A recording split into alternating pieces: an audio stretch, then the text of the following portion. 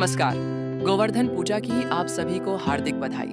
गोवर्धन से जुड़ी हुई एक प्राचीन कथा है जो इस प्रकार है। भगवान श्री कृष्ण की लीलाओं से भरी ब्रजभूमि में एक विशाल और हरा भरा पर्वत हुआ करता था, गोवर्धन। यह पर्वत ब्रजवासियों और उनकी गायों के लिए जीवन का आधार था। इसकी हरी भरी ढलानों पर गायें चरतीं, इसकी गुफाओं में विश्राम करतीं और इसकी छाया में गोप गोपियां अपना दिन बिताते। उन दिनों ब्रज के लोग प्रतिवर्ष एक भव्य पूजा का आयोजन करते थे, इंद्र देवता की पूजा।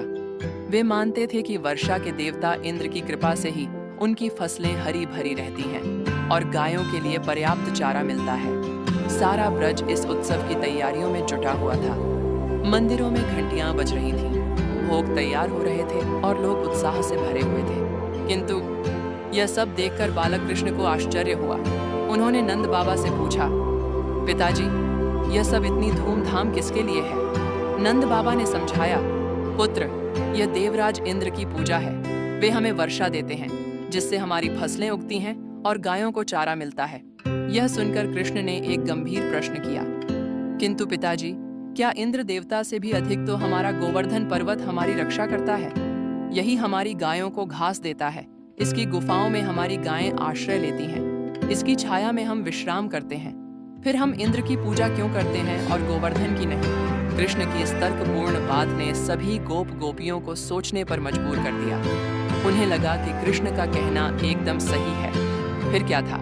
कृष्ण के कहने पर सभी ब्रजवासियों ने इंद्र की जगह गोवर्धन पर्वत की पूजा का निश्चय किया। सभी ने मिलकर गोवर्धन पर्वत की भव्य पूजा की।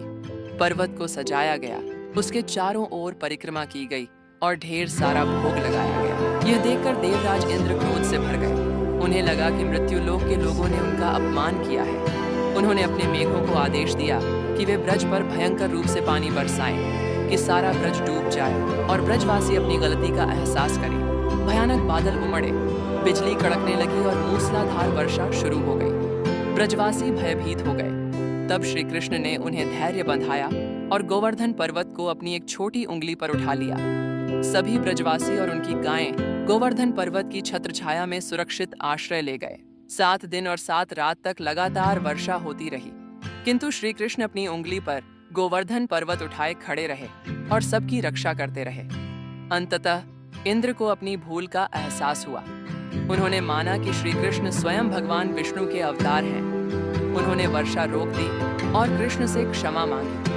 इस प्रकार श्री कृष्ण ने इंद्र के अहंकार का अभिमान तोड़ा और प्रकृति के प्रति कृतज्ञता का महत्व सिखाया। तब से आज तक दिवाली के अगले दिन गोवर्धन पूजा का पर्व मनाया जाता है, जो हमें यह याद दिलाता है कि ईश्वर के बाद प्रकृति ही है जो हमें जीवन देती है और हमें उसका आदर करना चाहिए। गोवर्धन पर्वत आज भी ब्रज में श्री कृष्ण की इस लीला का मूक साक्षी बना हुआ है।